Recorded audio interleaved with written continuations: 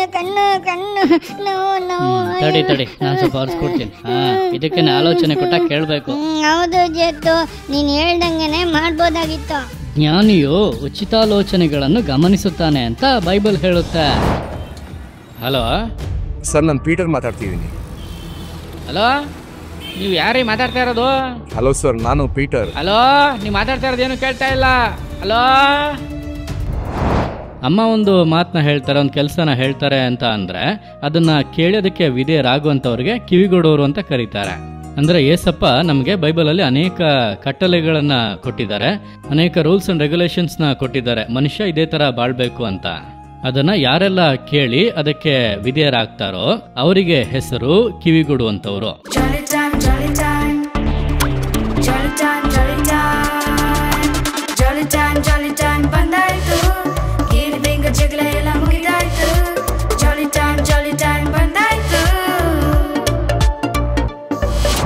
Price the lord friends, ಎಲ್ಲ ಚೆನ್ನಾಗಿದ್ದೀರಾ? ನಿಮ್ಮನ್ನ ಮತ್ತೊಮ್ಮೆ ಈ ಜಾಲಿ ಟೈಮ್ ಕಾರ್ಯಕ್ರಮದಲ್ಲಿ ಸಂಧಿಸೋದು ನನಗೆ ತುಂಬಾನೇ ಸಂತೋಷ. ಸರಿ, ಬನ್ನಿ ಇವತ್ತಿನ ಕಾರ್ಯಕ್ರಮದೊಳಗಡೆ ಹೋಗೋಣ. ಎಲ್ಲೋದ ಈ ಮಿಕ್ಕಿ? ಮಿಕ್ಕಿ, ಮಿಕ್ಕಿ, ಅಯ್ಯೋ ಇವನೆಲ್ಲೋದ ಅಂತಾನೆ ಕಾಣ್ತಾ ಇಲ್ವಲ್ಲ. ಓ, ಇಲ್ಲಿ ಕೂತಿದ್ದಾನ. ಕಿವಿ ಕಿತ್ತೋಗೋ ತರ ಕಿರಿಸ್ತಾ ಇದ್ದೀನಿ. ನೀನ್ ಕಿವಿಗೆ ಬೀಳ್ದಲ್ಲ ಏನೋ ಮಾಡ್ತಿದ್ಯಾ? ನೋಡಿದ್ರೆ ಗೊತ್ತಾಗಲ್ವಾ? ಹಾಡ್ ಕೇಳ್ತಾ ಇದ್ದೀನಿ. ಈ ತರ ಅದನ್ನೆಲ್ಲ ಹಾಕೊಂಡು ಹಾಡ್ ಕೇಳ್ತಾ ಇದ್ರೆ ಏನಾಗುತ್ತೆ ಗೊತ್ತಾ? ಏನಾಗ್ಬಿಡುತ್ತೆ? ಕಿವಿ ಎಲ್ಲ ಉಣ್ಣಾಗುತ್ತೆ. ಹಂಗೆಲ್ಲ ಏನಾಗಲ್ಲ. ಈ ತರ ತುಂಬಾ ಹೆಡ್ಫೋನ್ಸ್ ಹಾಕೊಳ್ಳೋದು ಒಳ್ಳೇದಲ್ಲ ಮಿಕ್ಕಿ. ನೀನೇನ್ ದೊಡ್ಡ ಡಾಕ್ಟ್ರಾ? ನಾನ್ ಡಾಕ್ಟರ್ ಅಲ್ಲ, ಅದೇ ಡಾಕ್ಟ್ರು ಹೇಳೋದನ್ನೇ ನಾನು ಹೇಳ್ತಿರೋದು. ಒಂದ್ ಸ್ವಲ್ಪ ಹೊತ್ತು ನೆಮ್ಮದಿಯಿಂದ ಹಾಡ್ ಕೇಳೋಣ ಅಂದ್ರೆ ನೀನ್ ಬಿಡ್ತಾ ಇಲ್ವಲ್ಲ. ಏನೋ ಮಾಡ್ಕೋ ಹೋಗು. ಅಯ್ಯೋ ಅಯ್ಯೋ.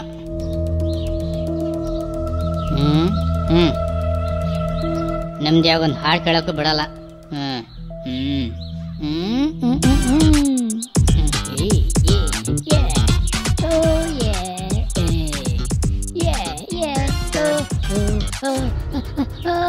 ಕಿವಿ ನೋಡ್ತಿದೆ, ಕಿವಿ ನೋಡ್ತಿದೆ. ಏನಾಯ್ತು? ಕಿವಿ ನೋಡ್ತಾ ಇದೆ. ಮೊದಲು ಆ ಹೆಡ್ಫೋನ್ಸ್ ನ ತೆಗಿ. ನಾನು ನಿನಗೆ ಹೇಳ್ದಾಗ ಆಗಲ್ಲ ಅಂತ ಹೇಳ್ದೆ, ಇವಾಗ ಅಂತ ಕಿರಿಸ್ತಾ ಇದೀಯಾ. ಹೌದು, ನೀನು ಹೇಳ್ದಾಗಲೇ ಕೇಳಿದ್ರೆ ನನಗೆ ಈ ಪರಿಸ್ಥಿತಿ ಬರ್ತಾ ಇತ್ತಿಲ್ಲ. ಉಪದೇಶವನ್ನು ಮನಸ್ಸಿಗೆ ತೆಗೆದುಕೋ, ತಿಳುವಳಿಕೆಯ ಮಾತಿಗೆ ಕಿವಿಗುಡು ಅಂತ ಬೈಬಲ್ನಲ್ಲಿ ಬರೆಯಲ್ಪಟ್ಟಿದೆ. ಸರಿ ರಾಬಿ, ಇನ್ಮೇಲೆ ತಿಳುವಳಿಕೆಯನ್ನ, ಬುದ್ಧಿ ಮಾತುಗಳನ್ನ ಕೇಳಿ ನಡ್ಕೋತೀನಿ. ಫ್ರೆಂಡ್ಸ್, ನೀವು ಕೂಡ ತಿಳುವಳಿಕೆ ಹೇಳುವಾಗ ಕೇಳಿ ನಡ್ಕೋಬೇಕು.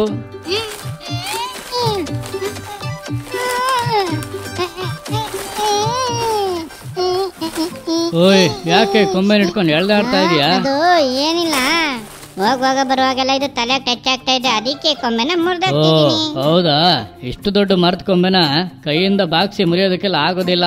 ಹೌದಾ? ಮತ್ತಿನ್ನೇನ್ ಮಾಡ್ಬೇಕು? ನೋಡು, ಈ ಕೋಲ್ನ ಇಟ್ಟು ಮೇಲಕ್ಕೆ ಸ್ವಲ್ಪ ಎತ್ಬಿಟ್ಟು ಆಮೇಲೆ ಕತ್ತಿಯಿಂದ ಕತ್ತರಿಸಬಹುದು. ಏನಪ್ಪ ನೀನು ಏನೇನೋ ಮಾಡ್ತಾ ಇದೀಯಾ? ಇವಾಗ ನೀನ್ ಹೇಳ್ತಾ ಇರೋದು ನನ್ಗೇನೋ ಸರಿ ಅನ್ನಿಸ್ತಾ ಇಲ್ಲಪ್ಪ. ನನ್ಗೆ ಮರದ ಬಗ್ಗೆ ಎಲ್ಲ ಚೆನ್ನಾಗಿ ಗೊತ್ತು. ಇವಾಗ ಮಾಡ್ತೀನಿ ನೋಡು, ತಗೋ ನಿನ್ ಕೋಲು ಇದೆಲ್ಲ. ಇವಾಗ ನೋಡು, ಈ ಕೊಂಬೆ ನಾನೇ ಹೆಂಗ್ ಮುರಿದು ಬಿಸಾಕ್ತೀನಿ ಅಂತ ನನ್ನ ಹತ್ರನೇ ಇಟ್ಕೊತಿದ್ಯಾ? ಕಣ್ಣು ಕಣ್ಣು ಕಣ್ಣು ಕಣ್ಣು ಕಣ್ಣು ಕಣ್ಣಿಗೆ ಬಿದ್ದು. ಅಯ್ಯಯ್ಯೋ, ಕಣ್ಣು ಹೋಗ್ತಾ ಇದೆ, ಕಣ್ಣು ಹೊರಿತದೆ. ಅಯ್ಯೋ, ಕಣ್ಮಣ್ಣಿಗೆ ಆಗ್ತಾ ಇಲ್ಲ. ಅಯ್ಯೋ, ಕಣ್ಣು ಕಣ್ಣು ನೋವು ನೋವು. ತಡಿ ತಡಿ, ನಾನು ಸ್ವಲ್ಪ ಹೊರಿಸ್ಕೊಡ್ತೀನಿ. ಇದಕ್ಕೆ ಆಲೋಚನೆ ಕೊಟ್ಟ ಕೇಳಬೇಕು. ಹೌದು ಜೇತು, ನೀನ್ ಹೇಳ್ದಂಗೆನೆ ಮಾಡ್ಬೋದಾಗಿತ್ತು. ಜ್ಞಾನಿಯು ಉಚಿತಾಲೋಚನೆಗಳನ್ನು ಗಮನಿಸುತ್ತಾನೆ ಅಂತ ಬೈಬಲ್ ಹೇಳುತ್ತೆ. ಇನ್ಮೇಲೆ ಆಲೋಚನೆ ಕೇಳ್ಕೊಂಡು ಜ್ಞಾನವಾಗಿ ನಡ್ಕೋತೀನಿ. ಓಕೆನಾ? ಸರಿ ಬಾ ಹೋಗೋಣ. ನೀನ್ ಆಲೋಚನೆ ಕೇಳ್ದಲೆ ಕಣ್ಣಿಗೆ ನೋವಾಯ್ತು ನೋಡು. ನೀವು ಕೂಡ ಆಲೋಚನೆನ ಕೇಳಿ ನಡ್ಕೋಬೇಕು. ಸರಿ, ಬನ್ನಿ ಈಗ ಒಂದು ಕತೆ ನೋಡ್ಕೊಂಡು ಬರೋಣವಾ?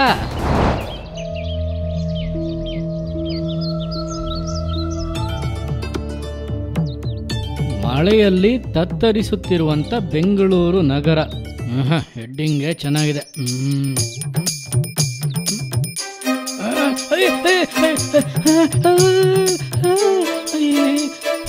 ಬೇಡ ಬೇಡ, ಹತ್ರ ಬರಬೇಡ, ಹತ್ರ ಬರಬೇಡ.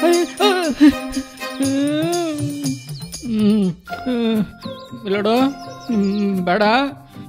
ತೊಂದರೆ ಕೊಡ್ತಾರೆ, ಹೋಗ್ಬಿಟ್ಟು ಸುಮ್ಮನೆ.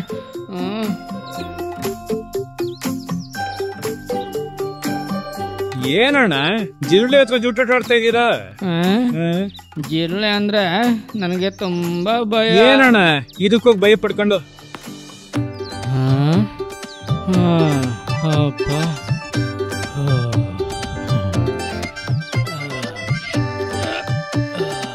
ಏನಿಲ್ಲಣ್ಣ, ಇನ್2 ದಿನದಲ್ಲಿ ನಮ್ಮ ಮನೇಲಿ ಮದುವೆ ಅಲ್ವಾ, ಬಾಳೆಗೆ ದುಡ್ಡು ಕೊಟ್ಟು ಹೋಗೋಣ ಅಂತ ಬಂದೆ ಅಷ್ಟೇ. ಕುಡಿ ಕುಡಿ. ನಾಳೆ ಮಧ್ಯಾಹ್ನ ಕಳಿಸಿದ್ರೆ ಸಾಕಲ್ವಾ? ಹ್ಞೂ ಅಣ್ಣ, ನಾಳೆ ಮಧ್ಯಾಹ್ನ ಕಳ್ಸಿರ ಸಾಕು. ಆಯ್ತಪ್ಪ, ನಾನು ನೋಡ್ಕೊತೀನಿ. ಸರಿ ಸರಿ, ಬರ್ತೀನಿ. ಸರಿ ಸರಿ. ಓ ಬಾ ಪೀಟರ್. ಏನ್ ವಿಷಯ? ಒಂದ್ ಸಹಾಯ ಬೇಕಿತ್ತು. 1 ವಾರದಿಂದ ಕೆಲ್ಸನೇ ಇಲ್ಲ, ತುಂಬಾ ಕಷ್ಟದ ಪರಿಸ್ಥಿತಿ. 1,000 ರೂಪಾಯಿ ಸಾಲ ಕೊಟ್ರೆ ದಿನಸಿ ಸಾಮಾನ್ ತಾಳಕ್ ಒಂದ್ ಸ್ವಲ್ಪ ಹೆಲ್ಪ್ ಆಗುತ್ತೆ. ನೀನ್ ನನ್ನ ಹುಡಿಕೊಂಡ್ ಬಂದಿದ್ದೇನ್ ತಪ್ಪಲ್ಲ, ಆದ್ರೆ ಹುಡಿಕೊಂಡ್ ಬಂದಿದ್ ಸಮಯ ಸರಿ ಇಲ್ಲ ನೋಡು. ಇವಾಗ ನಿನಗೆ ಸಹಾಯ ಮಾಡೋ ಪರಿಸ್ಥಿತಿಲಿ ನಾನಿಲ್ಲಪ್ಪ. ಮುಂದಿನ ವಾರ ಕೆಲ್ಸಕ್ಕೆ ಹೋಗಿದ ತಕ್ಷಣ ನಿಮ್ಗೆ ಕೊಟ್ಬಿಡ್ತೀನಿ ಸರ್. ಅಯ್ಯೋ, ನಿನ್ ಕಷ್ಟ ಏನಂತ ನಂಗೆ ಗೊತ್ತಾಯ್ತದಪ್ಪ. ಇವತ್ತು ನೋಡಿದ್ರೆ ಬ್ಯಾಂಕಿಗೆ ಬೇರೆ ರಜಾ. ATM ಅಲ್ಲಿ ತಕ್ಕೊಡೋಣ ಅಂತಂದ್ರೆ ನನ್ನ ಹೆಂಡ್ತಿ ATM ಕಾರ್ಡ್ನೂ ತಗೊಂಡು ಹೋಗ್ಬಿಟ್ಟವಳೆ. ಇಲ್ಲಿ ನೋಡು, ನಾನೇ ಏನಾದರೂ ಖರ್ಚಿಗೆ ಅಂದ್ಬಿಟ್ಟು ಒಂದು 100 ರೂಪಾಯಿ ಇಟ್ಕೊಂಡಿದ್ದೀನಿ ಅಷ್ಟೇಯ. ಬರೀ 100 ರೂಪಾಯಿ ಕೊಟ್ರೆ ನನಗೆ ಗೌರವವಾಗಿರ್ತದೋ ಏನೋ, ನಿನಗೆ ಗೌರವವಾಗಿ ಇರೋಕ್ಕಿಲ್ಲ. ಹಂಗಾಗಿ ನೀನೇನು ಮಾಡ್ತೀಯ, ನಾಳೆ ಬೆಳಿಗ್ಗೆ ಒಂದು 10 ಗಂಟೆ ಹಂಗೆ ಬಂದ್ಬಿಡು. ಬರೋಕ್ಕಿಂತ ಮುಂಚೆ ಒಂದು ಫೋನ್ ಮಾಡ್ಬಾರಪ್ಪ. ಸರಿ ಸರ್.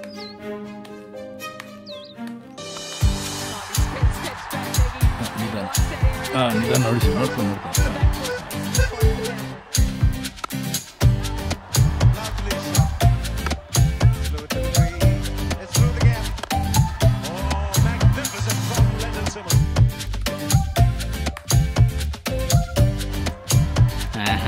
ಎರಡು ಬಾಲಿಗೆ 6 ರನ್ನು ಹೊಡಿತಾರ. ಹೊಡಿಬೋದು. ಹೊಡ್ದ ಅಯ್ಯೇ. ಯಾವನ ಈ ಟೈಮಲ್ಲಿ ಫೋನ್ ಮಾಡೋದು?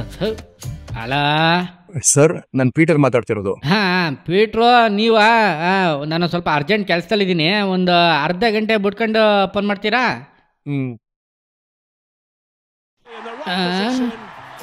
ಅಯ್ಯಯ್ಯೋ, ಅಷ್ಟೊತ್ತಿಗೆ 1 ವಿಕೆಟ್ ಬಿದ್ದೋಗೈತಾ? ಇನ್ನು 1 ಬಾಲಿಗೆ 6 ರನ್ ಬೇಕು. ಏನು ಹೊಡಿತಾರೋ ಹೋಯ್ತಾರೋ. ಹೊಡ್ದ ಅಯ್ಯೇ, ಹೋಗು 6 ಹೊಡೆದೇ ಬಿಟ್ಟ. ಗೆದ್ದೇ ಬಿಟ್ವಿ. ಹಳೆ ಮ್ಯಾಚ್ಗಳನ್ನ ನೋಡೋದ್ರಲ್ಲಿ ಒಂಥರ ಮಜಾ ಆಯ್ತಪ್ಪ. ಮ್ಯಾಚ್ ನೋಡಾಯ್ತು, ಇವಾಗ ಒಟ್ಟವೇನಾದರೂ ನೋಡ್ಬೇಕಲ್ಲ.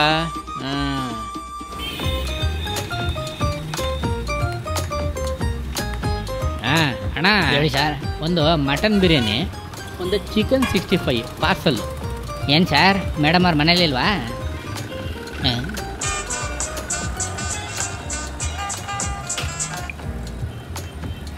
ಹಲೋ ಸರ್, ನಾನು ಪೀಟರ್ ಮಾತಾಡ್ತಿದ್ದೀನಿ. ಹಲೋ, ನೀವು ಯಾರೀ ಮಾತಾಡ್ತಾ ಇರೋದು? ಹಲೋ ಸರ್, ನಾನು ಪೀಟರ್. ಹಲೋ, ನೀವು ಮಾತಾಡ್ತಾ ಇರೋದೇನು ಕೇಳ್ತಾ ಇಲ್ಲ. ಹಲೋ ಸರ್, ಇವಾಗ ಕೇಳ್ತಾ ಇದೀಯಾ? ಹಲೋ ಸರ್, ಇವಾಗ ಹಲೋ ಕೇಳ್ತಿದ್ಯಾ sir? Sir, hello hello.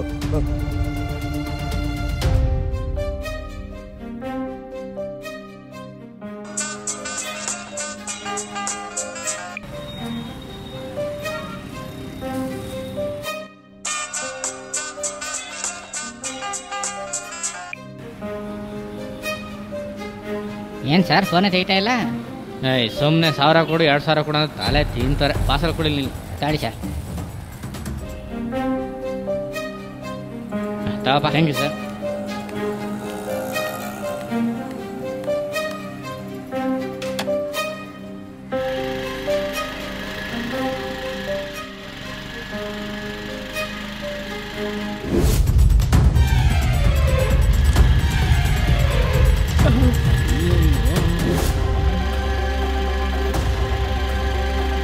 Sir sir sir sir sir sir ನಿಲ್ಲಿಸಿ sir sir sir sir sir ನಿಲ್ಲಿಸಿ sir sir sir sir sir sir sir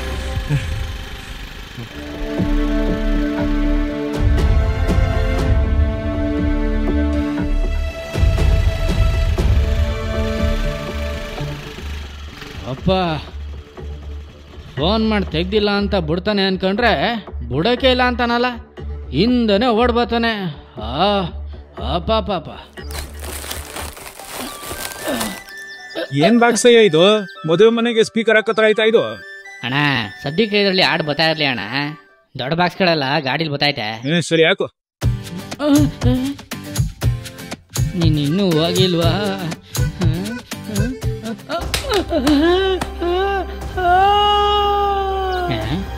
ಯಾರಣ್ಣ ಅದು ಕರೆಂಟ್ ಶಾಕ್ ಹೊಡೆದಂಗೆ ಕಿರಿಸ್ತಾವ್ರೆ? ಅಯ್ಯ ಜಿರಳಿ ನೋಡ್ದಂಗೆ ಕಿರಿಸ್ತಾ ಇರ್ತಾನೆ.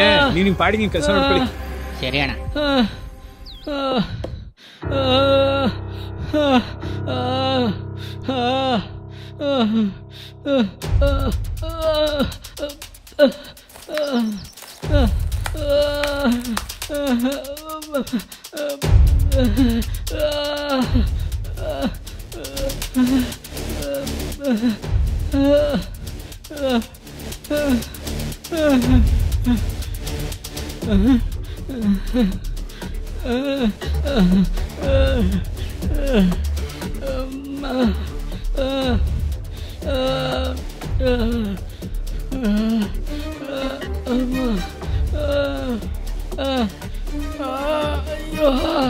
ಅಮ್ಮ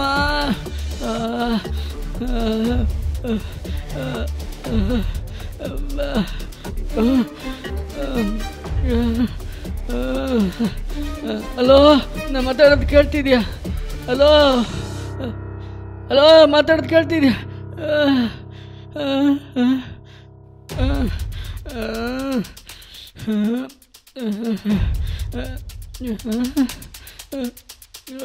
ಅಯ್ಯೋ, ಮೊಬೈಲು ಸ್ವಿಚ್ ಆಫ್ ಆಗೋಯ್ತು.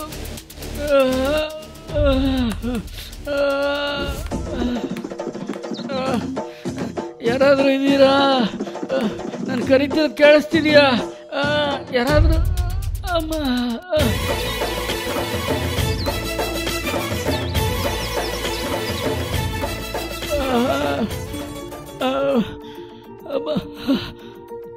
ಅಯ್ಯೋ, ನಾನು ಕರಿತಾ ಇರೋದು ಯಾರಿಗೂ ಕೇಳ್ತಾನೆ ಇಲ್ವಲ್ಲ.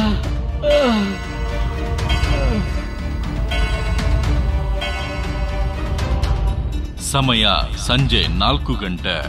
ಬಡವನ ಮೊರೆಗೆ ಕಿವಿ ಮುಚ್ಚಿಕೊಳ್ಳುವವನು ತಾನೇ ಮೊರೆ ಇಡುವಾಗ ಯಾರು ಉತ್ತರ ಕೊಡರು. ಜ್ಞಾನೋಕ್ತಿಗಳು 21:13.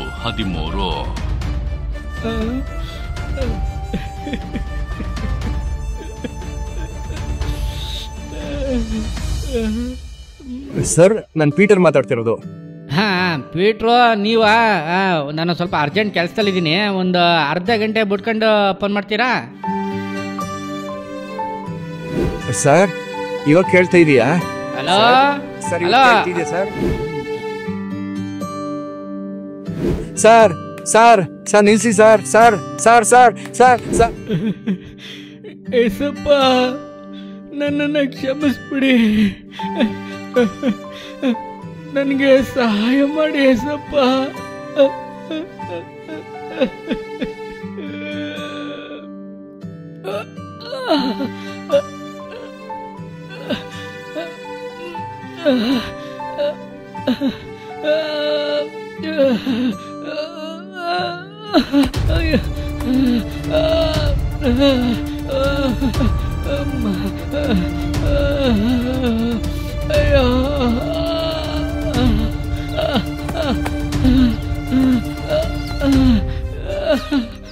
ಏನ್ ಮನುಷ್ಯ ಇವರು? ಬೆಳಕ್ ಕರೆದ್ರೆ ಮದುವೆ, ಜನಗಳು ಕಳಿಸಿ ಅಂದ್ರೆ ಇನ್ನು ಕಳಿಸೇ ಇಲ್ಲ. ಸರ್ ಸರ್ ಸರ್ ಸರ್ ಏನಾಯ್ತು ಸರ್? ಸರ್ ಸರ್ ಏನಾಯ್ತು ಸರ್?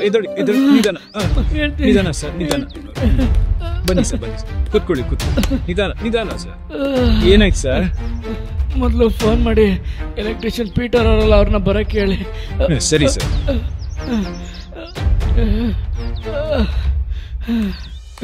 ಬಾರಪ್ಪ ಪೀಟರ್, ನನ್ನ ಕ್ಷಮಿಸ್ಬಿಡಪ್ಪ. ತಗೊಳಪ್ಪ ಈ ದುಡ್ಡು ಹಿಡ್ಕೊ. ಪೀಟರ್, ನಿಂಗೆ ಸಹಾಯ ಮಾಡಕ್ಕೆ ಮನಸ್ಸಿಲ್ದಲೆ ನೀನು ಫೋನ್ ಮಾಡಿದಾಗೆಲ್ಲ ಕಿವಿ ಕೇಳದೆ ಇರೋಂಥರ ಇದ್ಬಿಟ್ಟೆ. ತಗಪ್ಪ, ಇದು ಸಾಲ ಅಲ್ಲ, ಕೂಲಿ. ಮನೇಲಿರೋ ಎಲ್ಲ ಸ್ವಿಚ್ ಬೋರ್ಡ್ನೂ ಹೊಸ್ದಾಗಿ ಬದಲಾಯಿಸ್ಬಿಡು. ತಗೊಳಪ್ಪ, ಹಿಡ್ಕೊ. ಪರವಾಗಿಲ್ಲ ಸರ್, ಬನ್ನಿ ಸರ್, ಮೊದಲು ನಾವು ಹಾಸ್ಪಿಟ್ಲಿಗೆ ಹೋಗಿ ಬರೋಣ. ಬನ್ನಿ ಸರ್, ನಿಧಾನ ಇದ್ದೇಳಿ ಸರ್, ನಿಧಾನ ಸರ್, ನಿಧಾನ. ಹಾಯ್ ಫ್ರೆಂಡ್ಸ್, ಬಡವರಾಗಿರುವಂಥವ್ರು ನಮ್ಮ ಹತ್ರ ಸಹಾಯ ಅಂತ ಕೇಳುವಾಗ ಸಹಾಯ ಮಾಡೋಕ್ಕೆ ಆಗುವಾಗಲೂ ನಾವು ಸಹಾಯ ಮಾಡದೆ ಇರಬಾರ್ದು. ಓಕೆನಾ? ಸರಿ, ಇವಾಗ ನಾವೊಂದು ಟ್ರಿಕ್ ನೋಡೋಣವಾ? ಬನ್ನಿ. ಹಲೋ ಮಕ್ಕಳೇ, ಎಲ್ಲ ಹೇಗಿದ್ದೀರಾ? ಎಲ್ಲರೂ ಚೆನ್ನಾಗಿದ್ದೀರಾ? ಜಾಲಿಯಾಗಿ ಕಾರ್ಯಕ್ರಮ ನೋಡ್ತಾ ಎಂಜಾಯ್ ಮಾಡ್ತಾ ಇದ್ದೀರಾ? ಓಕೆ, ಇವತ್ತು ಕಿವಿಗುಡು ಅನ್ನೋ ಶೀರ್ಷಿಕೆಯಲ್ಲಿ ನಾವು ಕಾರ್ಯಕ್ರಮ ನೋಡ್ತಾ ಇದೀವಿ, ಹೌದಾನೆ? ಹೌದು. ನೀವು ಕಿವಿಗುಡುವವರಾಗಿರ್ಬೇಕಂತ ಏಸಪ್ಪ ಬಯಸ್ತಾರೆ. ಏಸಪ್ಪನ ಮಾತುಗಳಿಗೆ, ದೇವರ ವಾಕ್ಯಗಳಿಗೆ ನೀವು ಕಿವಿಗುಡುವವರಾಗಿರ್ಬೇಕಂತ ಏಸಪ್ಪ ಇಷ್ಟಪಡ್ತಾರೆ. ಓಕೆನಾ? ಈ ತರ ಕಿವಿಗೊಡೋದ್ರಿಂದ ತುಂಬಾ ಆಶೀರ್ವಾದಗಳಿದೆ. ಸರಿ, ಈಗ ನಾವೊಂದು ಟ್ರಿಕ್ ನ ನೋಡೋಣವಾ? ನನ್ನ ಕೈಲಿ ಏನಿದೆ? ನನ್ನ ಕೈಲಿ ಒಂದು ಬಾಕ್ಸ್ ಇದೆ ಅಲ್ವಾ? ಈ ಬಾಕ್ಸ್ ಒಳಗಡೆ ಏನಿದೆ ಅಂತ ನೋಡೋಣವಾ? ನೋಡಿ, ಈ ಬಾಕ್ಸ್ ಒಳಗಡೆ ಏನಾದ್ರು ಇದೆಯಾ? ಏನಿಲ್ಲ ತಾನೆ, ಖಾಲಿಯಾಗಿರೋ ಬಾಕ್ಸ್ ಆಗಿದೆ. ಓಕೆ, ಈ ಬಾಕ್ಸ್ ಒಳಗಡೆ ಏನು ಕೂಡ ಇಲ್ಲ. ನೀವು ಕೂಡ ಕಿವಿಗೊಡ್ದಲೇ ಹೋದ್ರೆ ನನಗೆಲ್ಲ ಗೊತ್ತು ಅಂತ ನೀವು ಇದ್ಬಿಡೋದೇ ಆದ್ರೆ ನೀವು ಕೂಡ ಈ ತರ ಖಾಲಿ ಬಾಕ್ಸ್ ತರನೇ ಇರ್ಬೇಕು. ಆದ್ರೆ ಇವತ್ತು ನೀವೊಂದು ತೀರ್ಮಾನ ಮಾಡಿ, ಏಸಪ್ಪ, ನಾನು ನಿಮಗೆ ಕಿವಿಗೊಡ್ತೀನಿ. ನಮ್ಮ ಮನೇಲಿರುವಂತ ನಮ್ಮ ಅಪ್ಪ ಅಮ್ಮ ನನಗೆ ಒಳ್ಳೆ ಆಲೋಚನೆ ಕೊಡುವಂತ ಯಾರೇ ಆಗಿದ್ರು ನಾನು ಕಿವಿಗೊಡ್ತೀನಿ ಅಂತ ನೀವು ಇವತ್ತೊಂದು ತೀರ್ಮಾನವನ್ನ ಮಾಡ್ಕೊಳ್ಳಿ. ಏಸಪ್ಪ ನಿಮ್ಮನ್ನ ತುಂಬಾ ಆಶೀರ್ವಾದಗಳಿಂದ ಅನುಗ್ರಹಿಸ್ತಾರೆ. ಓಕೆನಾ? ಇವಾಗ ನೀವು ಹೇಳ್ತೀರಾ, ಏಸಪ್ಪ ನಿಮ್ಗೆ ಕಿವಿಗೊಡುವಂತೆ, ಮನೇಲಿರುವಂತ ಎಲ್ಲರಿಗೂ ಕಿವಿಗೊಡುವಂತೆ ನನಗೆ ಸಹಾಯ ಮಾಡಿ. ಹೌದು, ಈ ತರ ನಿಜವಾಗಿ ನೀವು ಕಿವಿಗೊಡೋದೇ ಆದ್ರೆ ತುಂಬಾ ಆಶೀರ್ವಾದಗಳನ್ನ ಕಾಣ್ಬೋದು. ನೋಡೋಣವಾ ಏನ್ ಆಶೀರ್ವಾದ ಅಂತ? ನೋಡೋಣವಾ? ನೋಡಿ, ಎಷ್ಟೊಂದು ಆಶೀರ್ವಾದಗಳನ್ನ, ಮೇಲುಗಳನ್ನ ಏಸಪ್ಪ ನಿಮ್ಗೋಸ್ಕರ ಇಟ್ಟಿದ್ದಾರೆ. ಹೌದು, ನೀವು ನಿಜವಾಗ್ಲೂ ಕೂಡ ಕಿವಿ ಕೊಟ್ರೆ ದೇವರು ಒಳಗಡೆ ತುಂಬಾ ಆಶೀರ್ವಾದ ಇಟ್ಟಿದ್ದಾರೆ, ಅದು ನಿಮಗೆ ಕೊಡ್ಬೇಕು ಅಂತ ಇದ್ದಾರೆ.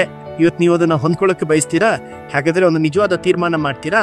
ಏಸಪ್ಪ ಇನ್ಮೇಲೆ ನಿಜವಾಗ್ಲೂ ಕಿವಿ ಕೊಡ್ತೀನಿ, ಆ ತರ ನೀವು ತೀರ್ಮಾನ ಮಾಡ್ಕೊಳ್ಳಿ. ಈ ಆಶೀರ್ವಾದಗಳೆಲ್ಲ ಕೂಡ ನಿಮ್ಗೆ ನಿಶ್ಚಯವಾಗಿ ಬರುತ್ತೆ. ಓಕೆನಾ? ಗಮನವಾಗಿ ಕಿವಿಗೊಟ್ಟು ನಡೀರಿ. ಏಸಪ್ಪ ನಿಮ್ಮನ್ನ ಆಶೀರ್ವದಿಸ್ತಾರೆ. Okay, God bless you. ಬಾಯ್.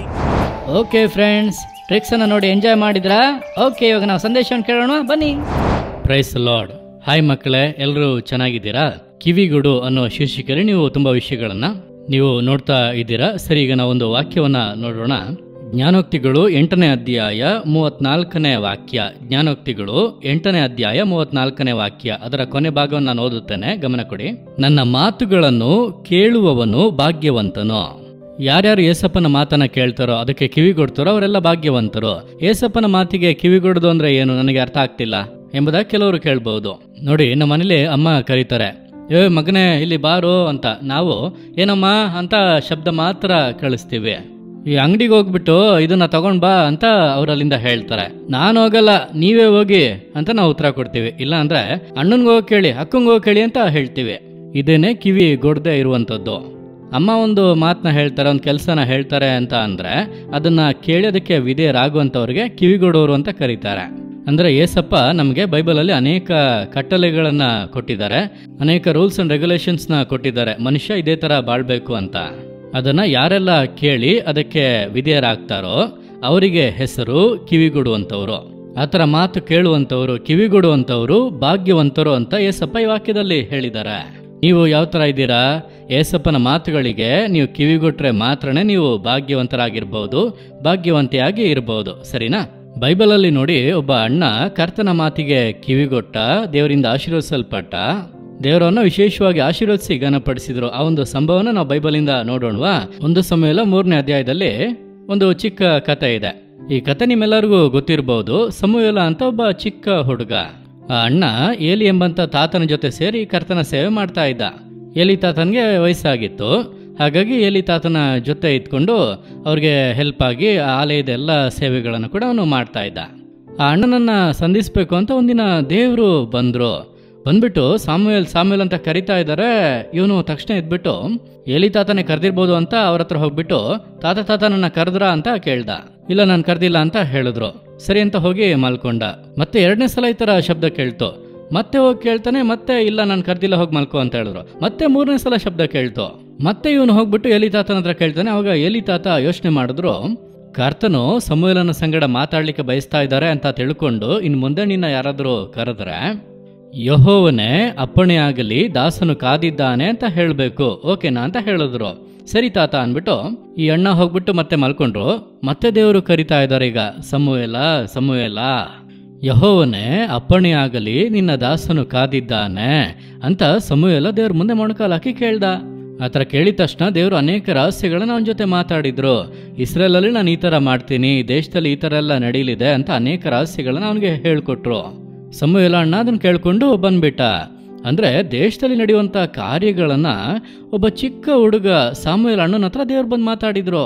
ಇದೇ ತರ ನಮ್ಮ ಇಂಡಿಯಾ ದೇಶದಲ್ಲಿ ನಡೆಯಲಿರುವಂತ ಅನೇಕ ಕಾರ್ಯಗಳನ್ನ ನಿಮ್ ಜೊತೆ ಮಾತಾಡ್ಬೇಕು ಅಂತ ದೇವ್ರು ಆಸೆ ಪಡ್ತಿದ್ದಾರೆ. ಆತರ ಮಾತಾಡ್ಬೇಕು ಅಂದ್ರೆ ನೀವು ಕಿವಿಗೊಡುವವರಾಗಿದ್ರೆ ಮಾತ್ರ ದೇವ್ರು ಮಾತಾಡ್ಲಿಕ್ಕೆ ಸಾಧ್ಯ. ಸಮುವೇಲ ಅಣ್ಣ ತಕ್ಷಣ ಯೆಹೋವನೇ ಅಪ್ಪಣೆ ಆಗ್ಲಿ, ನಾನು ಕಾದಿದ್ದೇನೆ ಅಂತ ಹೇಳ್ದ. ನೀವು ಕೂಡ ಹಾಗೆ ಹೇಳ್ಬೇಕು, ಏಸಪ್ಪ ನೀವು ಹೇಳಿ ನಾವು ಕೇಳ್ತೀವಿ, ನೀವು ಮಾತಾಡಿ ಆ ಕಾರ್ಯಕ್ಕೋಸ್ಕರ ನಾವು ಪ್ರಾರ್ಥನೆ ಮಾಡ್ತೀವಿ, ನೀವು ಮಾತಾಡಿ ಏಸಪ್ಪ, ನೀವೇನ್ ಹೇಳ್ತೀರೋ ನಾವು ಅದಕ್ಕೆ ವಿಧೇಯರಾಗ್ತೀವಿ ಅಂತ ನೀವು ಕೇಳಿದ್ರೆ ಏಸಪ್ಪ ನಿಮ್ ಜೊತೆನೂ ರಹಸ್ಯ ಮಾತಾಡ್ತಾರೆ. ಆ ಥರ ಏನ್ ರಹಸ್ಯ ಮಾತಾಡ್ತಾರೆ ಅಂತ ಅಂದ್ರೆ, ನೋಡು ದೇಶದಲ್ಲಿ ಎಷ್ಟು ಜನ ನಾಶವಾಗ್ತಿದ್ದಾರೆ, ಒಂದೊಂದು ದಿನಾನು ಎಷ್ಟು ಜನ ಪಾಪದಲ್ಲೇ ಹಾಳಾಗ್ತಾ ಇದ್ದಾರೆ, ನೀನು ಅದಕ್ಕೋಸ್ಕರ ಪ್ರಾರ್ಥನೆ ಮಾಡು ಅಂತ ಹೇಳ್ತಾರೆ. ಅವಾಗ ನಾವು ಅದಕ್ಕೆ ವಿಧೇಯರಾಗಿ ಪ್ರಾರ್ಥನೆ ಮಾಡಿದ್ರೆ ನೀವು ಕಿವಿಗೊಡೋರಾಗಿರ್ತೀರಾ. ಕೆಲವೊಂದ್ಸಲ ಏಸಪ್ಪ ಹೇಳ್ತಾರೆ, ನಿಮ್ಮ ಊರಲ್ಲಿ, ನಿಮ್ಮ ಬೀದಿಯಲ್ಲಿ, ನಿಮ್ಮ ಸ್ಕೂಲಲ್ಲಿ ಓದ್ತಾ ಇರುವಂತ ಎಷ್ಟೋ ಮಕ್ಕಳು ಕಷ್ಟಪಡ್ತಾ ಇದ್ದಾರೆ, ಅವರಿಗೆ ನೀನು ಸಹಾಯ ಮಾಡು ಅಂತ ಹೇಳ್ತಾರೆ. ನೀವು ಹೋಗಿ ಅವರಿಗೆ ಸಹಾಯ ಮಾಡಿದ್ರೆ ಏಸಪ್ಪನ ಮಾತಿಗೆ ನೀವು ಕಿವಿಗೊಡ್ತೀರಾ ಅಂತ ಅರ್ಥ. ಕೆಲವರಿಗೆ ಏಸಪ್ಪ ಹೇಳ್ತಾರೆ, ನೀನು ಅವ್ರಿಗೆ ನನ್ನ ಬಗ್ಗೆ ಹೇಳು, ನಾನು ಅವ್ರಿಗೋಸ್ಕರ ರಕ್ತ ಸುರಿಸಿದ್ದೀನಿ, ಜೀವ ಕೊಟ್ಟಿದ್ದೀನಿ, ಅವ್ರಿಗೆ ನನ್ನ ಬಗ್ಗೆ ಹೇಳು ಅಂತ ಹೇಳ್ತಾರೆ. ಅದಕ್ಕೆ ನಾವು ವಿಧೇಯರಾದ್ರೆ ನಾವು ಏಸಪ್ಪನ ಮಾತಿಗೆ ಕಿವಿಗೊಡ್ತಾ ಇದ್ದೀವಿ ಅಂತ ಅರ್ಥ. ನೋಡಿ, ಸಮುವೇಲ ಅಣ್ಣ ಕರ್ತನ ಮಾತಿಗೆ ಕಿವಿಗೊಟ್ಟನು, ದೇವರು ಅವನನ್ನ ಭಾಗ್ಯವಂತನಾಗಿ ಮಾಡಿದ್ರು.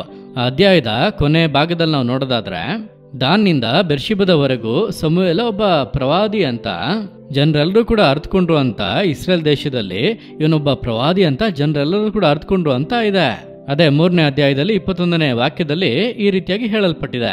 ಸರಿನಾ? ಹಾಗಾದ್ರೆ ನೀವು ಏಸಪ್ಪನ ಮಾತಿಗೆ ಕಿವಿಗೊಟ್ರೆ ನೀವು ಕೂಡ ಈ ರೀತಿ ಭಾಗ್ಯವಂತರಾಗಿ ಬದಲಾಗ್ತೀರಾ. ಏಸಪ್ಪ ನಮ್ಮ ಜೊತೆ ರಹಸ್ಯಗಳನ್ನ ಮಾತಾಡಿ ಪ್ರಾರ್ಥಿಸುವಂತೆ ಹೇಳಿ ನಾವು ಪ್ರಾರ್ಥನೆ ಮಾಡಿದ್ರೆ ನಾವು ಕರ್ತನಿಂದ ಆಶೀರ್ವದಿಸಲ್ಪಟ್ಟಂತ ಭಾಗ್ಯವಂತರಾಗಿ ಇರ್ತೀವಿ. ಸರಿನಾ?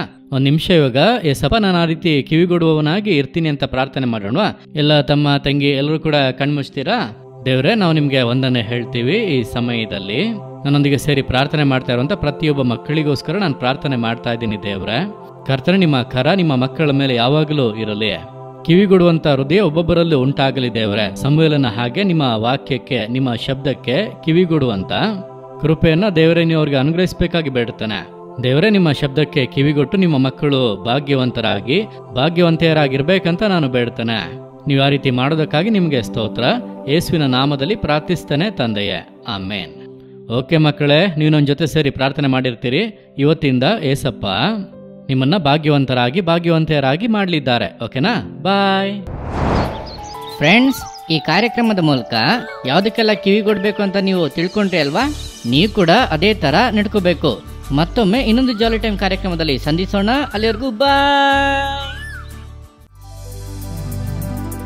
ಜಾಲಿ time Jesus redeems ministries, Nalumavadi, Thoothukudi district 628211. For 24 hours prayer support, call 08035454545. God bless you.